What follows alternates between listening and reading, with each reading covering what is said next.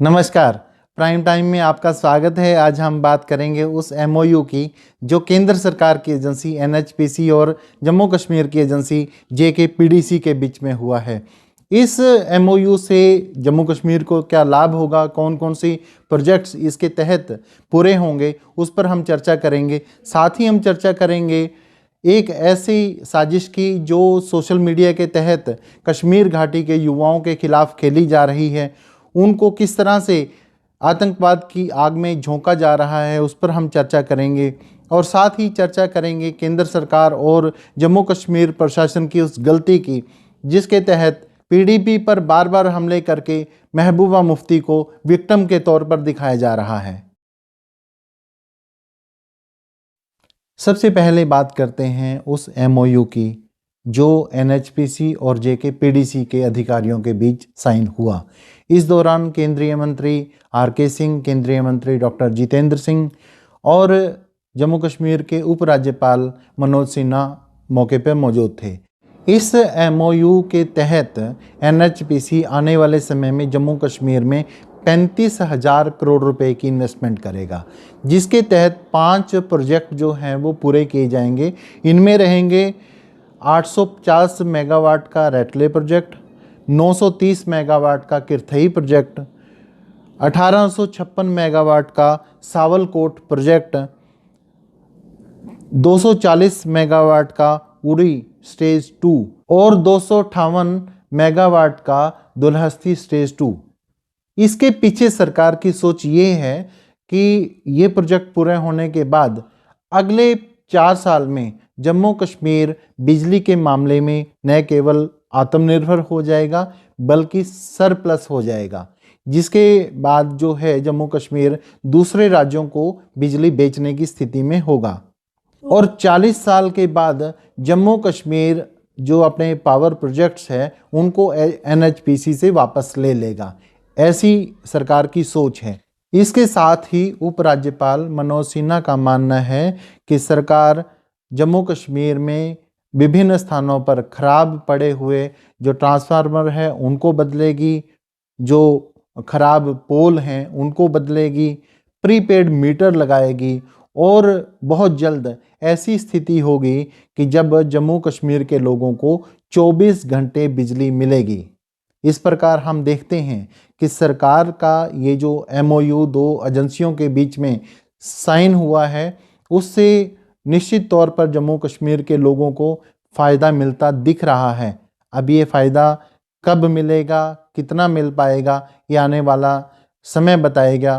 क्योंकि पहले भी जब रोशनी एक्ट को लेकर आया गया था तब भी ये कहा गया था कि जो रोशनी एक्ट के तहत ज़मीनें जो लोगों को अलॉट की जाएंगी उसके बाद जो 25,000 करोड़ रुपया सरकार के पास आएगा उससे जम्मू कश्मीर सरकार एनएचपीसी से अपने पावर प्रोजेक्ट वापस ले लेगी और जम्मू कश्मीर दूसरे राज्यों को बिजली बेचने की स्थिति में होगा, जिससे जम्मू कश्मीर का तेजी से विकास संभव हो पाएगा। लेकिन ऐसा हो नहीं पाया, उल्टा रोशनी एक्ट खुद ही बहुत सारे घोटालों का सबब बन के रह गया। अब देखना है कि ये एमओयू इस मामले में कितना आगे बढ़ पाता है।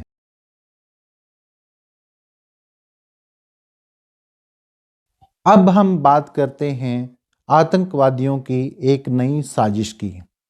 किस तरह आतंकवादी सोशल मीडिया साइट्स का मिसयूज़ कर रहे हैं और अब एक ऐसी व्यवस्था बना दी गई है जिसके तहत जम्मू कश्मीर में गुमराह हुए युवकों को हथियारों की और दूसरी प्रकार की ट्रेनिंग लेने के लिए अब पाकिस्तान या पीओके जाने की भी ज़रूरत नहीं रही है। पिछले साल 2020 में सुरक्षा बलों ने करीब 25 ऐसे आतंकी मॉड्यूल का भंडाफोड़ किया जो जम्मू कश्मीर में ख़ास तौर पे कश्मीर घाटी में अशांति फैलाना चाहते थे। इसके साथ ही 40 के करीब जो OGW जो आतंकवादियों को मदद करते हैं ऐसे लोगों को पकड़ा गया। इसी दौरान सेना की 34 राष्ट्रीय राइफल्स के सामने तवर बाघेई और आमिर अहमद मीर 2 कश्मीरी युवाओं जो आतंकवाद का रास्ता पकड़ चुके थे, उन्होंने आत्मसमर्पण किया। सेना से पूछताछ में इन दोनों युवाओं ने बताया कि किस प्रकार से आतंकवादी संगठनों ने नया तरीका ईजाद किया है, जिसके तहत अब कश्मीर घाटी में आतंक का रास्ता अपनाने वाले युवाओं को ट्रेनिंग के लिए पाकिस्तान या पीओके जाने की भी ज़रूरत नहीं है। ये दोनों युवक खुद फेसबुक के जरिए पाकिस्तान में बैठे हैंडलर के संपर्क में आए थे। उसके बाद हैंडलर ने इन लोगों को इतना बहकाया कि ये आतंकवाद के रास्ते पर चलने के लिए तैयार हो गए। उसके बाद इन लोगों को यूट्यूब में लिंक भेजकर हथियारों की ट्रेनिंग दी गई और आतंकी बनने के लिए तैयार किया गया। इन लोगों का कहना है कि जो आतंकी संगठन है, अब वो व्हाट्सएप, फेसबुक, ट्विटर और जो तमाम सोशल मीडिया प्लेटफॉर्म्स हैं, उनके ज़रिए कश्मीरी युवाओं को बहकाते हैं, आतंकवाद के साथ जुड़ने के लिए तैयार करते हैं। उसके बाद उनको ट्रेनिंग के लिए कहीं बाहर जाने की ज़रूरत नहीं है। उनको यूट्यूब का लिंक भेजकर हथियारों की ट्रेनिंग देते हैं और जो जुनूनी जो ट्रेनिंग है, वो उस तरह के वीडियो भेजकर उनको वो सारी ट्रेनिंग दी जाती है। उसके बाद कश्मीर में ही इन लोगों को हथियार मुहैया करवाए जाते हैं ताकि ये लोग जो है आतंकी गतिविधियों को अंजाम दे सकें। इस प्रकार से युवाओं को फांसने का एक नया तरीका जो है इन आतंकी संगठनों ने ईजाद किया है। अब कश्मीर में तैनात खुफिया और सुरक्षा एजेंसियों के अधिकारियों को, कर्मचारियों को इस नए खतरे से उसी ढंग से निपटने की ज़रूरत है जिस ढंग से यह खतरा पैदा हुआ है।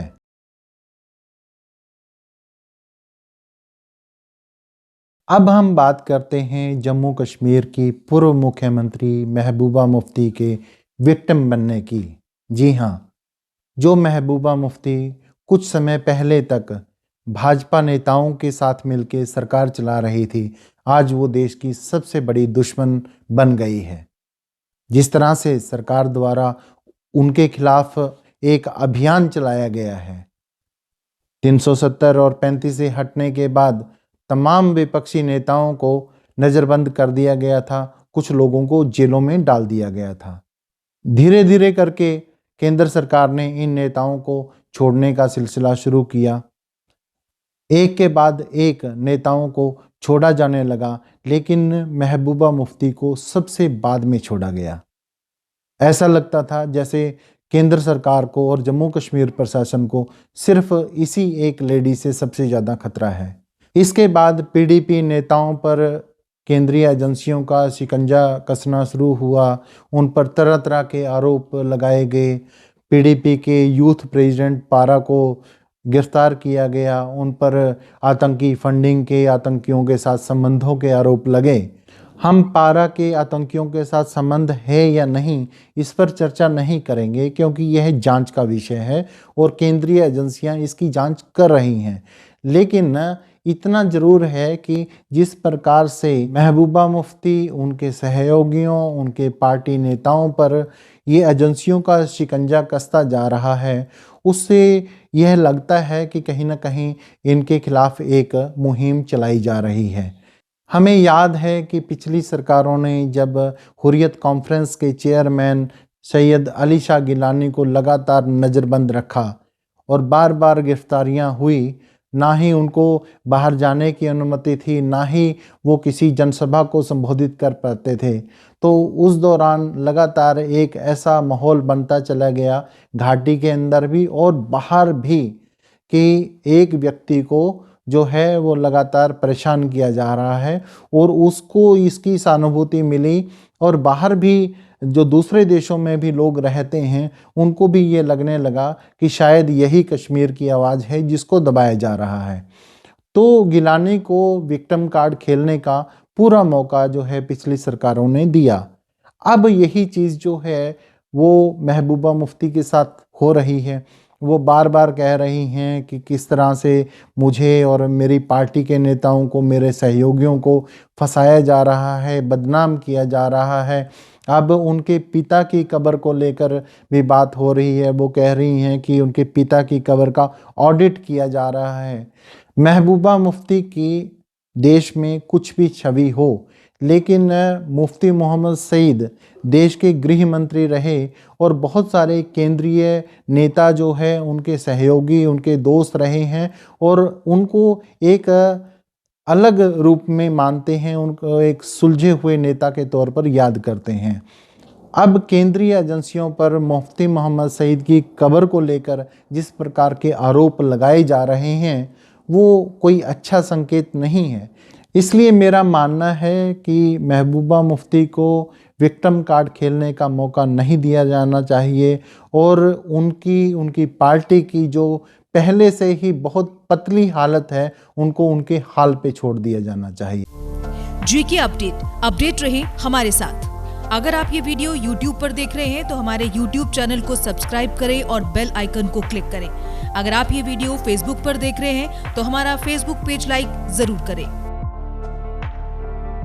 For advertisement please contact 705-109-1811।